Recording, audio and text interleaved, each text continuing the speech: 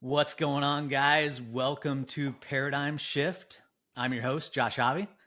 Today, we're going to talk to Josh, the other Josh, and he is a coach, construction manager, and project management guru, among many other things. I'm going to ask him to give a little intro for himself, but really excited to talk to you again, Josh. Yeah, thanks for having me, Josh. It sounds kind of weird going back and forth with that, but thank you so much for having me. So Go a ahead. little bit about me. Like you were alluding to, I've done construction management for about 9 years. Got into a fractional CFO role and ended up taking a step back from full-time work. I'm a stay-at-home dad, but in my journey of learning project management and construction management for 9 years, thought I'd take those tips and kind of help coach other people so they don't have to learn the lessons I had to learn the hard way. Nice. Yeah, how did you and you're a fellow Nebraskan too, right? Yeah. Born in Indiana actually, but I was raised in Nebraska, high school there, and actually we went to high school about an hour away from each other. That's right. Yeah.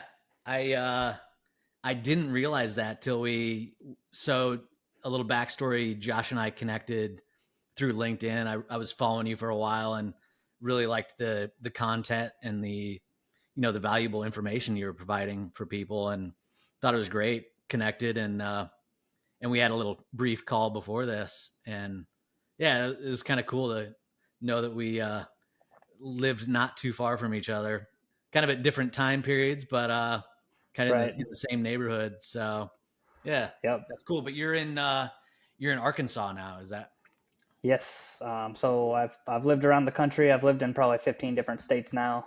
Okay. I fought wildfires when I graduated college, and then fell into construction like most people do. Moved around though. Was from lately it's been Nebraska, Florida, South Carolina, Nashville, Tennessee, and now here, Arkansas. Okay. Nice.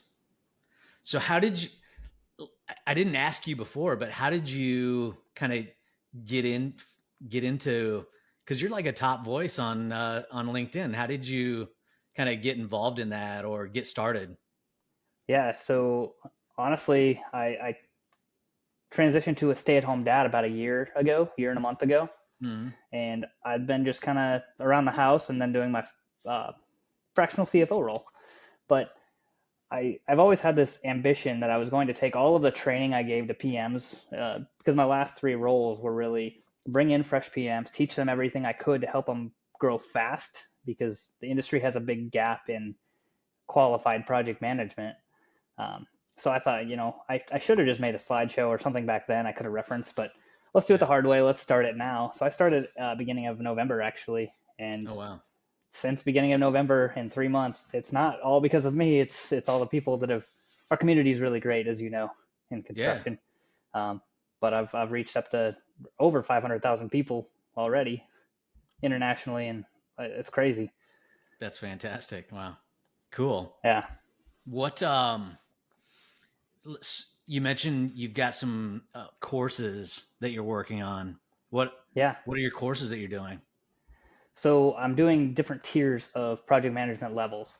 So in like a beginner tier, I modeled it after my apprenticeship, where they tried to teach us. So in after an apprenticeship in 2 years of community college, we could be equivalent to like a fourth year apprentice doing work. And I wanted to help transition people out of college, people out of the field, people just new in the industry, how to learn the tools immediately. So that's kind of what the beginner course is what is Bluebeam? How do you use it? What are the shortcuts? What is an RFI submittal? Because a lot of project managers don't take the time, or they don't have the time to review these things with their new employees. So in a 2-hour course, you can do the basics. And then I'm just finishing up here Sunday. I should be able to release it, but the intermediate, which is to be a very basic project manager, to understand how to bill build schedule of values, change orders, read drawings, everything you need to do. Um, that's going to be a 4-hour class roughly. And then Nice. I'm building into the advanced senior project management. It's more of a mindset. So that's where my coaching kind of comes in is I Okay. can teach people the what in a class online, but I can't teach people the why and the mindset version. Sure. So that's kind of my 3 tiers. Very cool. Yeah, I wish there was something like that when I was getting started in the industry. I mean, everything was I was kind of self-taught. I didn't go to college for construction management. I was kind of all self-taught. I remember reading the big book on how to use Microsoft Project or, Primavera scheduling Yep, software, teaching myself on nights and weekends. And yeah, something like that would have been super, super helpful. I mean, I was on a construction site here recently where, this project engineer didn't even know how to read drawings. It was really, and, it's not completely his fault. Part of that is training you need to do, and his superiors should have been helping him with. But, sometimes you have to take that into your own exactly. hands. And yeah, we'll have to link in the show notes a link to your courses and everything. So Yeah, I'd appreciate that. I see that all the time where people out of college, what I've noticed is colleges don't necessarily have access to actual contracts, accounting systems to show how things are job costed. These are all terms that you hear, but until you actually learn how it looks on a screen, same with yeah, drawings. Most people yeah. don't donate drawings to a college to teach. So Hmm. that's some of the stuff that I actually have in my course to help people just bridge that gap from what you theoretically know to what you actually know. Right, right. Huh. Cool. What about your coaching? Do you do like one-on-one mostly, or do you? Yeah. So I do a little bit of both. I have companies that reach out and they ask me if I'll do like a lunch and learn weekly for X amount of weeks to Uh-huh. cover just contracts, to cover a lot of different things. Sometimes there's field people involved. And then I also have people from around the world that reach out that ask about one on one training and coaching. And what I Nice. like to do is meet people where they are. If you're doing something and you need help with it, like reviewing a submittal, let's do that week one. But if you don't have anything specific, we'll start from the beginning. We'll read the contract and we'll build on that. Okay. Nice. Yeah. What what kind of? I know you've got this other course on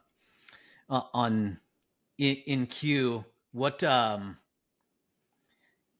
kind of trends are you seeing, like technology wise or otherwise?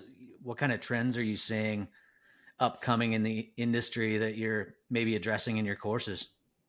Yeah. So something I like to advocate for is AI in any capacity you can. There's a lot of new companies out there that are doing contract review through I mean, I can coach it, but at the same Mm-hmm. time, for an hour of my coaching, you could have a whole contract reviewed in 10 minutes.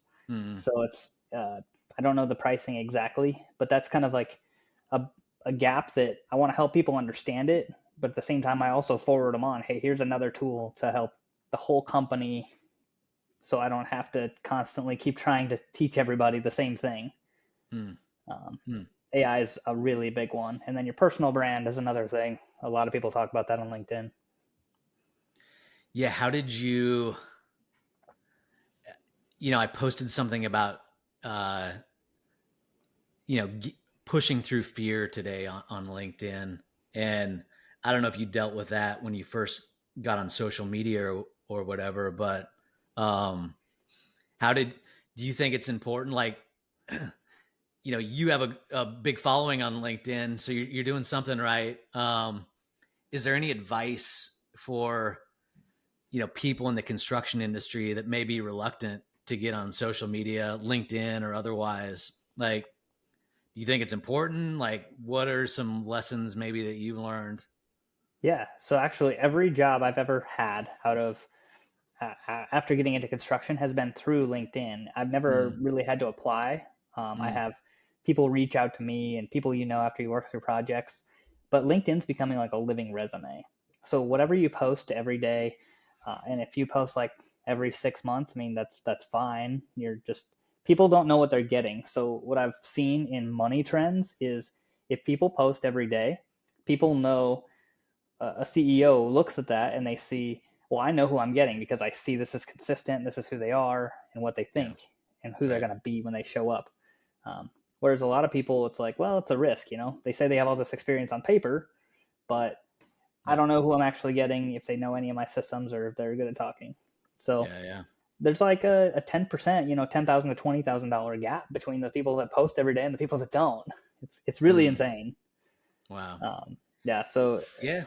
the concept of just having a brand, just be yourself, put it out there, and other people will resonate. I was afraid, like you were saying, when I was younger, when I worked for anybody, I was afraid Mm. that I'd get pushback.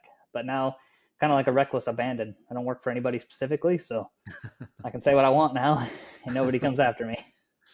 There you go.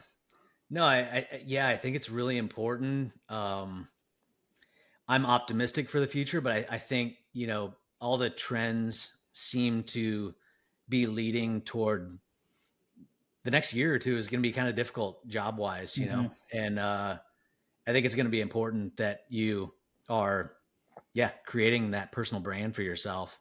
Um, I'm not a big social media person in my personal life. I don't, but I think there's a lot of value in connecting and networking with like-minded people and that are trying to do good things. It's one of the reasons why I started this podcast. I want to connect with cool people that are changing the construction industry, and Right, right. trying to lift everybody up rather than Yeah, uh, you know do things the old way, the status quo. yeah. So That age old quote of it's not what you know, it's who you know. LinkedIn is a perfect place to find not just like minded people, but people in the same industry from salespeople to engineers and architects, yeah, anybody. You don't know what doors will open for you. yeah, yeah, and I think that while I don't think LinkedIn is necessarily like an Instagram, uh, don't go posting Yeah, shirtless selfies. right, right. I think when you're authentic and you're sharing like personal things about your life, and you know, it lets people know who you are as a Hmm. person, and yeah, I've really enjoyed building community there and offline. A lot of people that I've met on LinkedIn, we end up we've friends if they're I'm in LA right now, so yeah, I've started a little meetup coffee group in Los Angeles. So, Oh, very cool. but yeah, Yeah, that's the but one thing I lack here in Arkansas. Town of 600 people, there's not even a coffee shop to go to. So, wait, I didn't. You're on a farm, right? So yeah, yep. We have a farm out here, so it's just my son and I, and my wife. My wife's the one that works in town, and we have and some some animals. animals. That's great. I love it. I love it. Slow pace Yeah, of life. very cool. What I'm trying to think of. Um, you're also a master electrician. Yes, Um, sir. are you still working on that, or because I was once electrician, not a master electrician, but Yeah, yeah. So, after I got my apprenticeship, I thought, well, this is great. I have industry knowledge, but there's a difference between being a PM and being a master electrician when you talk to your superintendent. Like, mm-hmm, yeah, you've done this for 20 years as a PM, but you don't really know what I'm doing. So if you anytime you can actually contribute to the conversation, it goes a long ways. yeah, I don't personally use my master electrician the way that traditionally you would, pulling sure, permits and having a company. yeah, But that doesn't mean that it's not valuable. I keep my continuing education up, and I can always resort to go back to using it. And surprisingly, I actually don't have any real field experience to get it. Most mm-hmm, people think that you have to have a lot of hours to get one, but it's mm, just passing a test and being a manager of Hmm. the work. Okay. So yeah, Gotcha. All right. Um, I kind of have. I'm just curious. Like we kind of connected on the Nebraska thing and everything, but yeah, yeah, yeah. when you were a kid, what did you want to be when you grew up? Oh man. So I actually wanted to be a zookeeper. It seems really goofy, Was but like you being you in kind of Nebraska, are? yeah. I Yeah. mean, now I'm not Tiger King yet, not yet. I'm just kidding. But being in Nebraska, like the Henry Doherty Zoo there in Omaha, Mm, that mm, was like the coolest place as a kid to go because there's one of the top five, zoos in the world. yeah. And actually, while I was in college, I did an internship there, so I technically have worked there and done that. Okay. But that was not for me. Zookeeper. Amazing. Yeah. Yeah. Henry Doorly Zoo. I haven't been there in a minute, but yeah, that is a world class zoo. I forgot about that. Yeah, I mean, I worked in the jungle and then also the desert dome. Oh So yeah. it's like you work with all these cool animals from around the world. Now it's just Yeah. people around the world. Talk about a cool construction project too. Like building Yeah, that dome. That would have been really cool. yeah, That was for probably sure. Kiewit or somebody building that. Yeah, But I wouldn't doubt Q was the GC out there. yeah.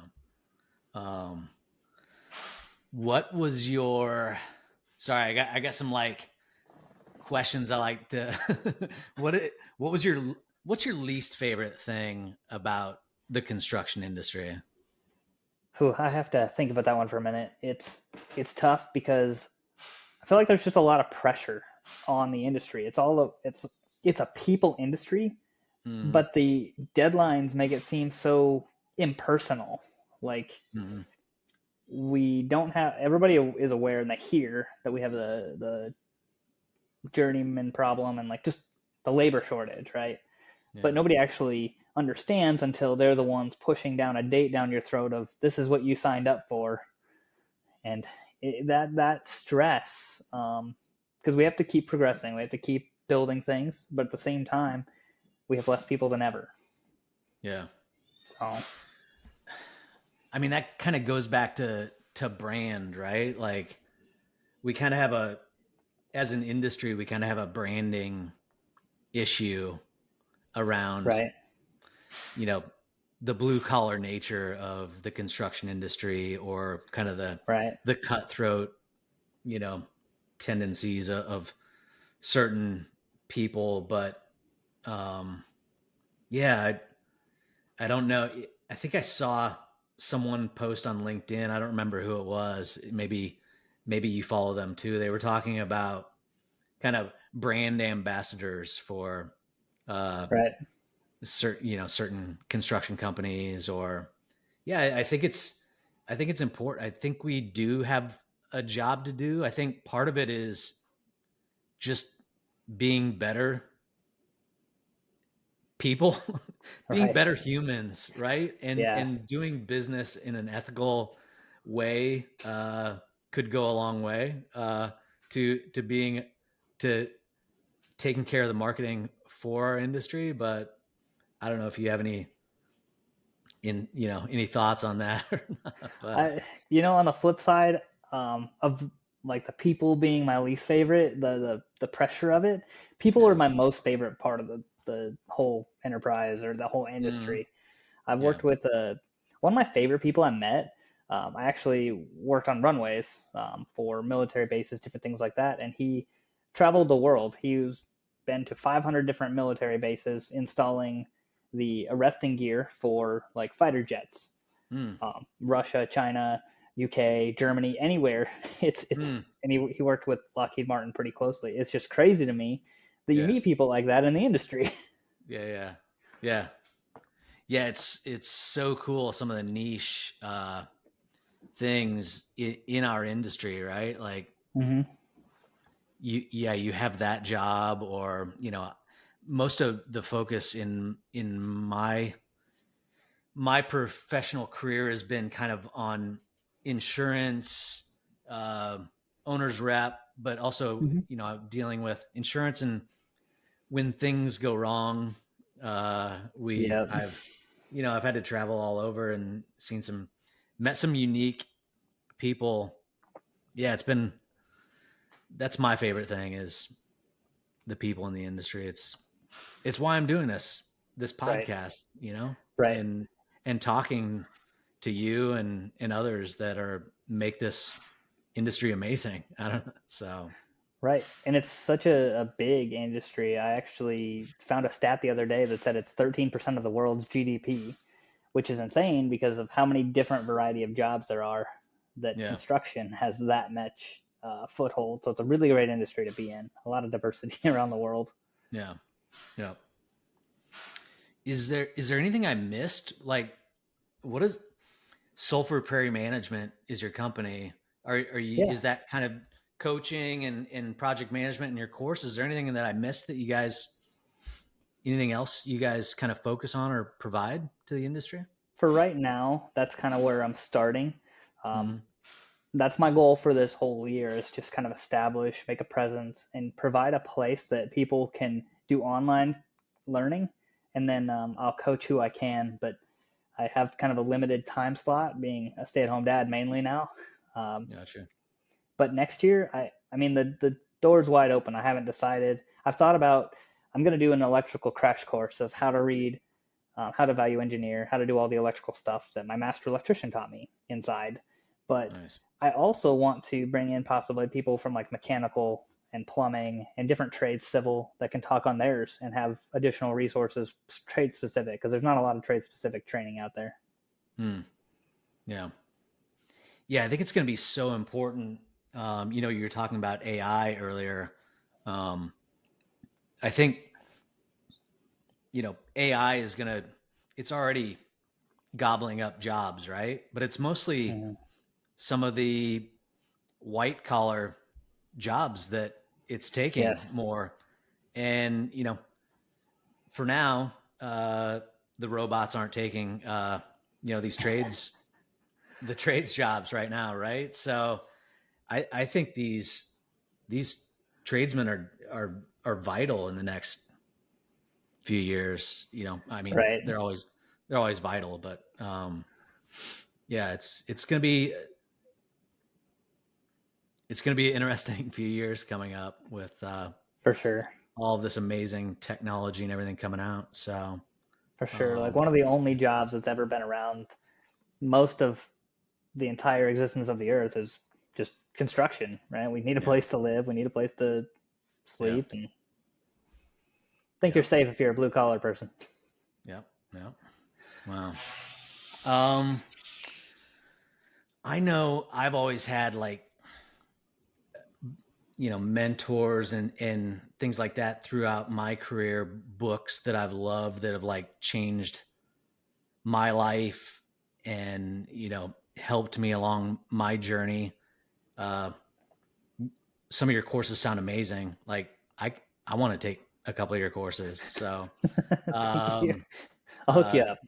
brush up on a couple of things. So I could use some help with my blue beam skills. So um but if you had to pick only one thing, like a book or a mentor or event, like what's maybe had the biggest impact in your life? Yeah. It's all kind of wrapped up into one. So when I was transitioning from Nebraska to Florida, I felt like I was at like a dead end. Surprisingly, like I'd been an assistant project manager for 3 years. I knew a lot, um, but there wasn't a lot of upward mobility within the company. But being in Nebraska, you a lot of Midwesterners I feel like get trapped in this. I don't leave because this is where my family is, and so I just kind of stay at my job until an opening comes up. But I wanted to get out and do something, so I met a recruiter in Florida that got me a job in Florida. And when I went there, he took me to lunch. He was the owner of this company, really great guy, and he gave me a book, The 7 Habits of Highly Effective People. And I want to say like the first 3 years of my 9 year career it was great. I was learning a lot, but I didn't really turn on my full capacity until I read that book when I Hmm. was on the flight home from Hmm. that trip. So I wouldn't say he's a mentor because I met him once, but Yeah. he invested more into me than I think at that point in time that changed my trajectory from just status Mm, quo to anything I wanted to do in construction. amazing. Yeah. Yeah. That's a good book. I haven't read it in a while, but um, Yeah, very I can cool. only read 10 pages at a time because there's no fluff. It's Yeah. Yeah. 100% action. Gotcha. Yeah. Yeah. Um, it kind of reminds me of LinkedIn too, right? Like everyone, most of the people kind of in our circle a little bit are super helpful. I mean, you don't Mhm. see it in the posts, right? But people offline are like willing to help you. I Yeah, mean, that's the other thing that I would tell like young up and coming project managers, people in our industry. Like, if you have questions, reach out to people. Like, people are so willing to help. right, Uh, right. uh, so I love it. I've had college students reach out like 5 or 6 the last 2 weeks, Mm-hmm. and it's surprising to me because I wouldn't have had the courage to reach out to just some random person on the internet who Mm-hmm.